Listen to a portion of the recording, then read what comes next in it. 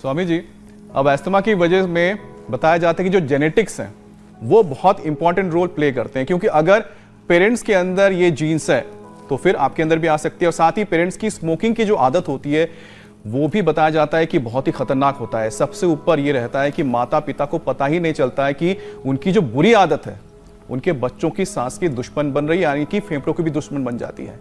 अब उनको भी थोड़ा तो समझदारी दिखानी होगी और अपने इन आदतों से पीछा छुड़वाना होगा, ताकि जो पेरेंट्स और बच्चे हैं वो दमे के मरीज ना बने। और स्वामी जी, आजकल तो इतना ज्यादा चलन हो गया है, आप केवल बच्चे पैदा करने से ही नहीं हो जाते, माता पिता को बच्चों के सामने ऐसा आदर्श प्रस्तुत करना चाहिए कि उनके बच्चों को अपने रोल मॉडल, अपने आइकॉन, अपने प्रेरणाएं बाहर से नहीं खोजने पड़े। तो माता पिता को देखो, अपनी सेहत का ध्यान नहीं रख पा रहे, चलो कोई बात नहीं, अरे अपनी औलादों के लिए, अपने बच्चों के लिए ही आप बीड़ी, सिगरेट, शराब, ये तम्बाकू, इसका सेवन छोड़ दो। ये बच्चों के ऊपर बहुत बुरा असर करता है, बच्चों पर, महिलाओं पर। ये तो उनके लिए फिर कैंसर कारक, मृत्यु कारक भी हो सकता है। अब जहाँ तक ये तो देखो बड़ों को करना ही पड़ेगा। आप यदि बाप बने हैं तो फिर पितृधर्म आपको निभाना पड़ेगा। माँ 99% मातृधर्म जैसे निभाती है। दूसरी बात, जेनेटिकली जिनके फेफड़े वीक हैं, अब मैं वापस आता हूँ इस पर। जेनेटिकली लंग की बीमारी होती है, हार्ट की भी बीमारी होती है, ब्रेन नर्वस सिस्टम की भी बीमारी होती है, जिनके लीवर किडनी कमज़ोर होते हैं, जिनकी आंतें कमज़ोर होती हैं, तो हड्डियाँ कमज़ोर होती हैं, तो बच्चों की भी हो जाती है। तो क्या करें? प्राणायाम जरूर करें। देखो, आज मैं प्राणायाम पर स्पेशल इसलिए फोकस करना चाहता हूँ। ब्रीदिंग एक्सरसाइज में कह रहा था ना, 2400 किलोमीटर लंबा हमारा रेस्पिरेटरी ट्रैक, 1 लाख किलोमीटर लंबा हमारा सर्कुलेटरी ट्रैक, इसमें 11,000 लीटर जो आप ऑक्सीजन अंदर लेते हो, छोड़ते हो।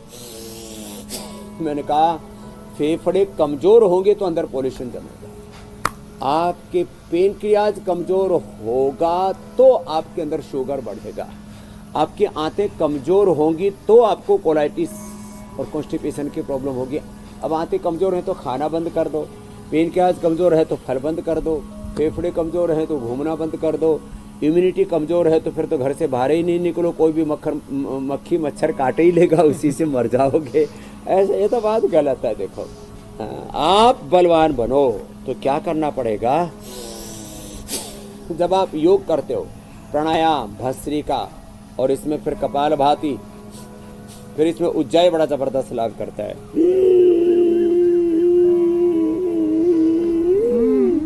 होल्ड करो आधा से 1 मिनट, इससे फेफड़े बड़े मजबूत बनेंगे।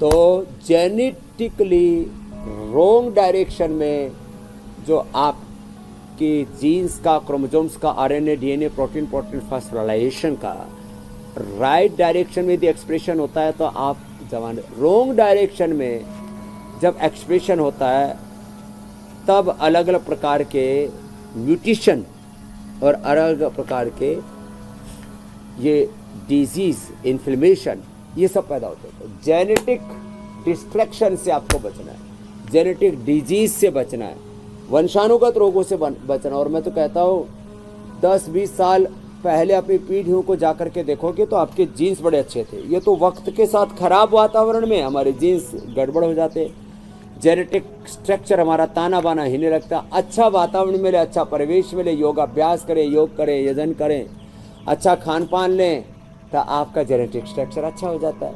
मैंने तो देखा है जिनकी आयु 50-60 हुआ करती थी परिवार में, योग प्राणायाम ध्यान करके वो 100 साल जी रहे। तो अपनी आयु को बढ़ाने की आवश्यकता है, अपनी जीवनीय शक्ति को बढ़ाने की आवश्यकता है। जिनके परिवार में जेनेटिकली हार्ट अटैक होता था, कोई अपने पोतों का मुंह नहीं देख पाया था, उनको हमने प्राणायाम करा करके जेनेटिक हार्ट डिजीज से बचा दिया। वो पोता, पोत्र, प्रपोत्र, पोते सड़ोतों का मुंह देख पा रहे मेरी बहन। अच्छा स्वामी जी, अभी तो पूजा आप बैड हैबिट पे बात करेंगे, लेकिन एक जो आदत स्वामी जी मुझे लगता है बहुत अच्छी थी, उस पर आप रोशनी डाल सकते हैं। जो बचपन में पहले जो माता पिता होते थे, बच्चों की ऐसी धुलाई करते थे कि ना बहुत पंचम क्या सप्तम सुर में हम लोग आवाज निकालते थे, और फेफड़े मजबूत होते थे। आजकल हो नहीं पा रहा है स्वामी जी, बहुत ही गलत हो गया कि अब धुलाई नहीं हो रही हमें तो।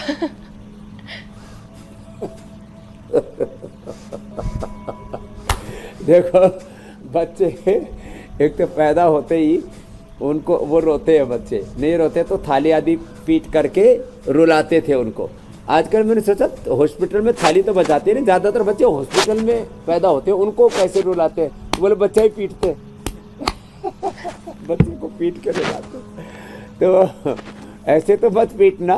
हाँ, बाकी जब बच्चे गलतियाँ करें तो उनको थोड़ा प्रसाद दे देना चाहिए। स्वामी जी, बुरी आदतों की क्योंकि हम बात कर रहे थे तो लालना श्रेणो दोषा ताड़ना श्रेतो गुणा सामृते पाणी भृघ्रंति गुरुवो न विशोक्षित। जी मेरी बहन। स्वामी जी, बुरी आदतों की क्योंकि हम बात कर रहे थे तो एक और बैड हैबिट का भी जिक्र कर लेते हैं। बाहरी खाने का बढ़ता चलन और जंक फूड भी अस्थमा को ट्रिगर करता है। स्वामी जी, फास्ट फूड से सांस की परेशानी कैसे बढ़ती है, जरा ये क्रोनोलॉजी समझाइए, क्योंकि बहुत से लोगों को तो पता ही नहीं चलता कि वो खाने में क्या गलती कर रहे हैं और उसके लिए क्या उपाय किया जाए। स्वामी जी देखो, एक तो आपने पर्यावरण की बात की तो हमारी इधर देखो दम बेल रखी है, ये तो हल्दी भी है, काली हल्दी भी है, हल्दी अदरक, इसका मुंह में छोटा सा टुकड़ा डाल लें, मुलेठी काली मिर्च लोग ये मुंह में थोड़ा डाल लें जिनकी कफ कोल्ड की प्रकृति है, थोड़ा ब्रोन को मुंह में डाल लें अथवा लवंगादि खदिरादि या कंठामृत, बड़ी ज़बरदस्त है। और ये गिलोय के बगल में दम बेल का पौधा है, इस दम बेल के अंदर एक पत्ता से लेकर के 3 पत्ते ले सकते और इसके अंदर 3 से 5 काली मिर्च डाल लें और थोड़ा स्वादिष्ट बनाना हो तो 1-2 ग्राम गुलकंद और डाल लें। ये लगातार 1-2 सप्ताह सेवन कर लें, फेफड़े में स्वस्थ हो जाएंगे। जंक फूड फास्ट फूड से तो बचना है, जितना भी फ्रिज के सामान है, जितना जंक फूड फास्ट फूड है, जितने भी ठंडाई है, ठंडी चीज़ें हैं, cold drinks soft drinks ice cream आदि, और जितनी चिकनाई है घी तेल आदि, इससे तो बचना पड़ेगा। और मैंने कहा मुलेठी, स्वासारी और चाय की जगह दिव्य पेय, ये चाय की जगह दिव्य पेय, ये स्वासारी, ये हमने बहुत बताया लोगों को। दूध में हल्दी शिलाजी और दिव्य पेय, ये अब तो हर घर में है आयुर्वेदिक हर्बल टी। और मैंने अनार का, पपीते का, खजूर का प्रयोग बताया। अब अकेला दूध भी पीते हैं ना तो कफ करता है, मैंने पहले भी कई बार कहा। और अब आज है नहीं शो में, हमारी बहन मीनाक्षी भी बहुत दूध की पियक्कड़ है, तो उनको एक बार कफ कोल्ड हो गया, रोज़ दूध पिए जा रही। मैंने कहा बहन दूध में हल्दी डाल के पियो, या ये जो छोटी पीपल है ना, छोटी या बड़ी पीपल, इसको दूध में उबाल करके 3 से शुरू करके और 7 और बहुत बॉडी वेट अच्छा है तो 11 तक आप पिपली दूध में उबाल करके थोड़ा हल्दी भी साथ में डाल दें। फिर पिपली खा करके जो अंडर वेट है उनको खजूर या छुआरा भी दूध में उबाल देते, छुआरा, खजूर, पिपली दूध में उबाल करके थोड़ा सा हल्दी साथ में डाल देते हैं, फिर पीते हैं तो फिर फेफड़ों को भी ताकत देता है और ये कफ कोल्ड नहीं करता है। नहीं तो अकेला दूध भी कफ करता है। बाकी घी तेल चिकनाई जंक फूड फास्ट फूड, इससे तो बचना ही पड़ेगा और कोई उपाय है ही नहीं।